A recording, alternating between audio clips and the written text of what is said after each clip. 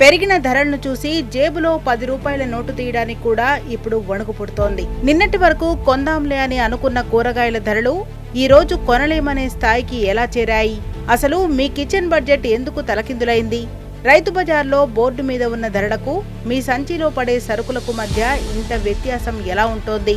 రవాణా ఛార్జీల పేరుతో మీ జేబుకు చిల్లులు పడుతుంటే ఆ లాభం దళారుల జేబుల్లోకి ఎలా వెళ్తోంది? పండించిన రైతుకు గిట్టుబాటు లేదు, కొనే సామాన్యుడికి ధరల భారం.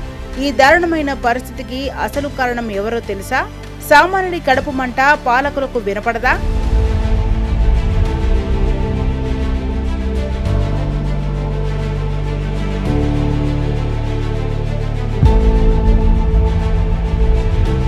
మనం ఏ మార్కెట్ కి వెళ్లినా కనీసం ఒక అరకిలో టమాటో కొనాలన్నా జేబులో 100 రూపాయల నోటు తీయడానికి భయపడే పరిస్థితి వచ్చేసింది.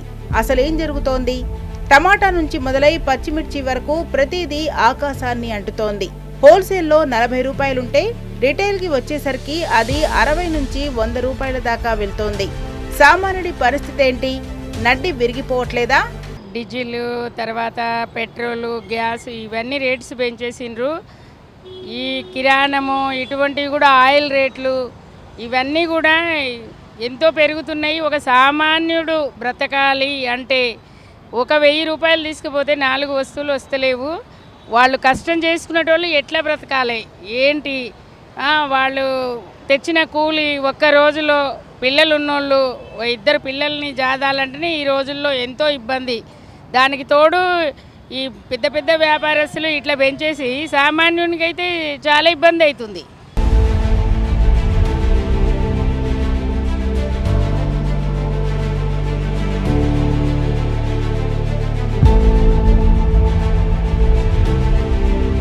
దీనికి కారణాలేంటి అని లోతుగా వెళ్తే అంతర్జాతీయ ప్రభావం ఒకెత్తైతే దేశీయంగా రవాణా ఖర్చులు మరో ఎత్తు. డీజిల్ ధరలు పెరిగాయి, టోల్ ఛార్జీలు ఆకాశాన్ని తాకాయి.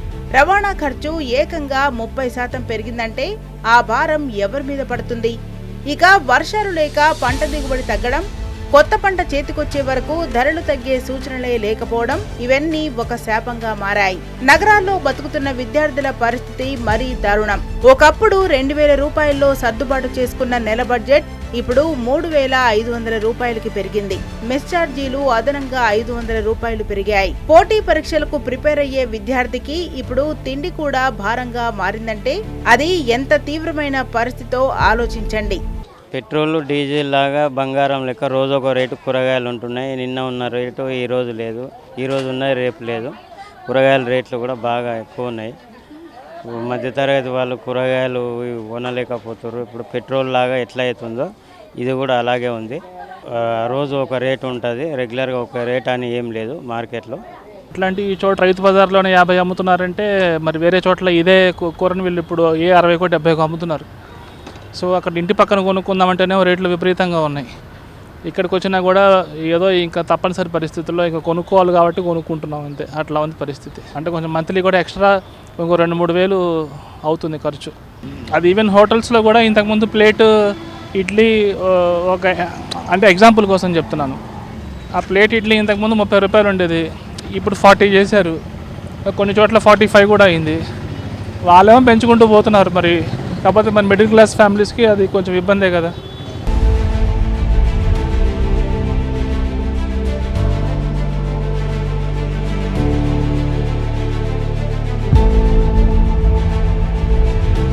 ఇక దళారుల గురించి ఎంత చెప్పినా తక్కువే. రైతు బజార్లలో ధరల పట్టిక ఒకలా ఉంటుంది, అమ్మే ధర మరోలా ఉంటుంది. అటు చూస్తే రైతుకు గిట్టుబాటు ధర లేక బలవన్మరణం చేసుకునే పరిస్థితి ఎదురైంది. ఇటు చూస్తే ప్రజలు ధరలు భరించలేని పరిస్థితి. ఈ మధ్యలో లాభపడేది ఎవరు? కేవలం దళారులు మాత్రమే. పంట నష్టం, దళారుల కమిషన్లు, సాగుకు పెట్టుబడి దొరక్క రైతులు అల్లాడుతున్నారు. అటు పెట్టుబడి సాయం అందక, ఇటు రుణమాఫీ లేక కాంగ్రెస్ ప్రభుత్వం పట్ల రైతులు తీవ్ర అసంతృప్తితో ఉన్నారు. ఆడనేమో పెట్టుబడి ఎక్కువైపోతుంది, వీటికొస్తే గిరాకీ లేదు, ఏం లేదు. రైతు బంధు వేస్తున్నాడు, రైతు బంధు వేస్తలేడు. మాపు చేస్తున్నాడు, మాపు చేస్తలేడు. ఈ పిరిబాస్ ఎవరు పెట్టమన్నారు? పిరిబాస్ పెట్టి మన నిధులు కొట్టి అలాగ పెడుతుండు. మాకు ఇడేం వెళ్తలేదు. ఎండుకోలేడంటే ఎండకి ఎండిపోవట్టే వానకు మురిగిపోవన్నట్టు ఉంటుంది ఇది మాల్. అక్కడ కూలీలకు ఇవ్వాలి, మందులు కట్టాలి, దునకానికి ఇవ్వాలి. అన్ని వెళ్ళంగా ఇక్కడికి వచ్చినాక ఇంత తీసుకొని వస్తే ఇడేం వెళ్తలేదు, గిరాకీ లేదు.